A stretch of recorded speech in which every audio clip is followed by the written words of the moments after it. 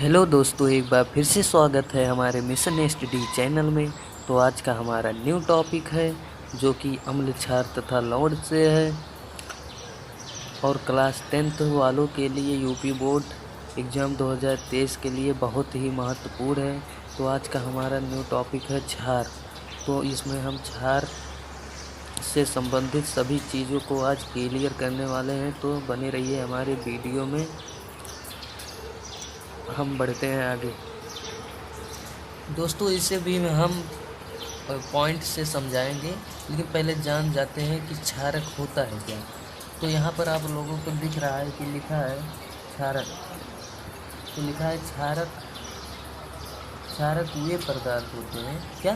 क्षारक वे पदार्थ होते हैं जो स्वाद में कड़वे होते हैं। क्या होते हैं? स्वाद में कड़वे होते हैं। ठीक, कड़वे होते हैं तथा लाल लिटमस पेपर को क्या कर देते हैं? लाल लिटमस पेपर को नीला कर देते हैं। हमने पढ़ा था कि वो क्या कहते हैं अम्ल के बारे में, वो नीले लिटमस पेपर को लाल कर देते थे और क्षारक जो होता है लाल लिटमस पेपर को नीला कर देता है। ठीक उसी का उल्टा होता है। और अम्ल स्वाद में खट्टे होते हैं, ये क्षारक जो है ये कड़वा होता है। ठीक, तो जैसे कि हमने उदाहरण लिया है साबुन निरमा। क्या हुआ? साबुन और निरमा। तो पॉइंट से समझेंगे। क्षारक क्षारक वे पदार्थ होते हैं। क्या होता है? क्षारक वे पदार्थ होते हैं जो जलीय विलयन में जलीय विलयन में OH- आयन देते हैं, जिसे हाइड्रोक्साइड कहते हैं। ठीक, हाइड्रोक्साइड आयन कहते हैं। तो लिखा है क्षारक वे पदार्थ होते हैं जो जलीय विलयन में OH- आयन देते हैं। ठीक, दूसरा पॉइंट है वे क्षारक जो जल में घुलनशील होते हैं क्षारक कहलाते हैं। जो जल में सही से घुल जाए उसे क्षारक कहते हैं। ठीक, तीसरा पॉइंट है हमारा अतः सभी क्षार क्षारक होते हैं। क्या होता है? अतः सभी क्षार क्षारक होते हैं किंतु सभी क्षारक क्षार नहीं होते। ठीक है, लिखा है अतः सभी क्षार क्षारक होते हैं किंतु सभी क्षारक क्षार नहीं होते। तो हम बढ़ते हैं आगे। तो यहाँ पर क्या लिखा है? क्षारकों के प्रकार के बारे में हम आगे जानेंगे। ठीक, तो यहाँ पर बढ़ते हैं। लिखा है क्षारक दो प्रकार के होते हैं।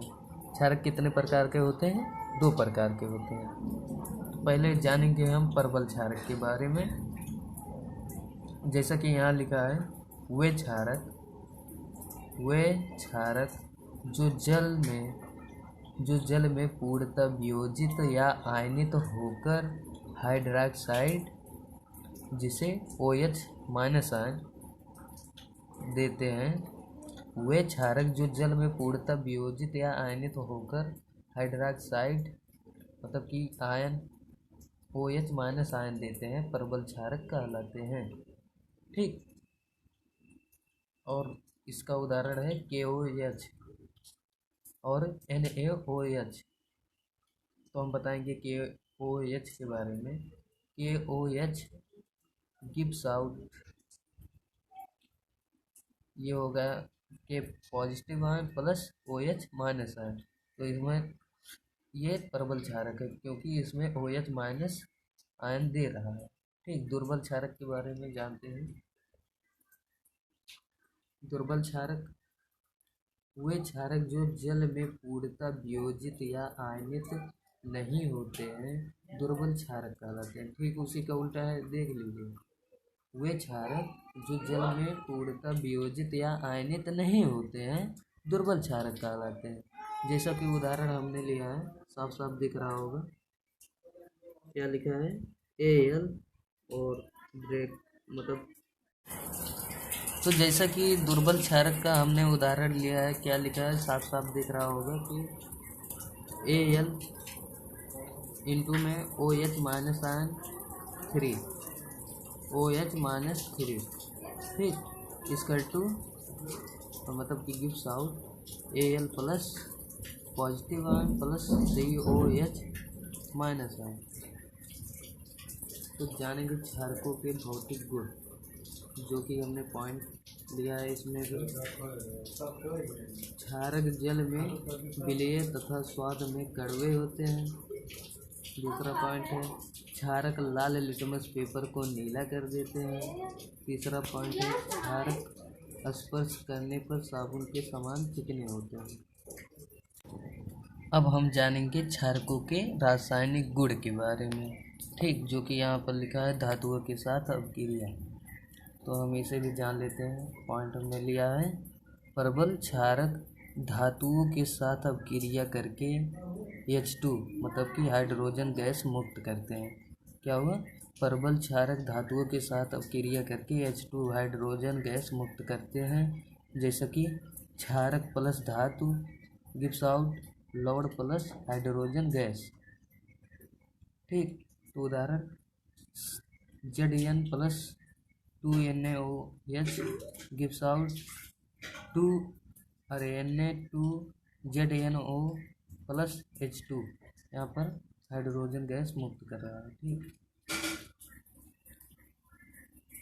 दूसरा पॉइंट है क्षारक अम्लों से अपक्रिया करके उनके प्रभाव को नष्ट कर देते हैं।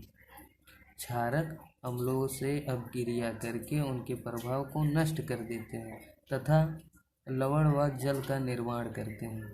ठीक, देखिए यहाँ पर भी निर्माण कर रहा है जल का। ठीक, तो अब जानेंगे क्षारकों का उपयोग।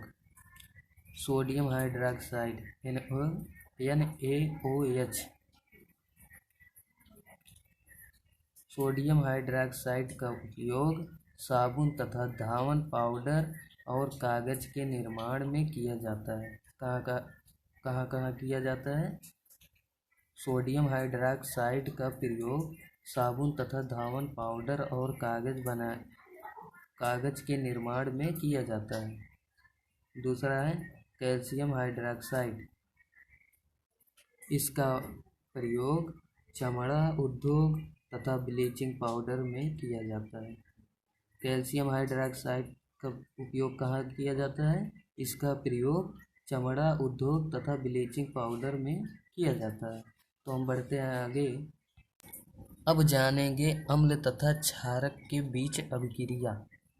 तो देखते हैं अम्ल क्षारकों या धातु ऑक्साइडों के साथ क्रिया करके, क्या लिखा है? अम्ल क्षारकों या धातु ऑक्साइडों से क्रिया करके उनके प्रभाव को नष्ट कर देते हैं तथा लवण और जल का निर्माण करते हैं। उदाहरण जैसे कि HCl plus NaOH gives out NaCl plus H2O। तो इसे कहते हैं सोडियम हाइड्रोक्साइड। ये गिव्स आउट लगेगा तो यहाँ पर हमने लवण प्लस जल, ये निर्माण कर रहा है ना लवण प्लस जल का। ठीक, तो अब जान लेते हैं सूचक के बारे में। वे पदार्थ जिनका उपयोग किसी अनुमापन में उदासीन बिंदु या अंतिम बिंदु को निर्धारित करने के लिए किया जाता है, सूचक कहलाता है। ठीक, फिर से बता देते हैं। वे पदार्थ जिनका उपयोग किसी अनुमापन में उदासीन बिंदु या अंतिम बिंदु को निर्धारित करने के लिए किया जाता है, सूचक कहलाता है। हम बता देते हैं पीएच परिसर के बारे में थोड़ा। आप लोगों को किसी नेक्स्ट वीडियो में हम पीएच परिसर के बारे में बता देंगे, तो आप लोगों को यह वीडियो भी समझ में आ जाएगा। तो ये रहा पार्ट 2, जिसमें हमने क्षार के बारे में बताया। तो आशा कर रहा हूँगा कि दोस्तों आप लोगों को सही और अच्छे से समझ में आया होगा। तो वीडियो को लाइक, कमेंट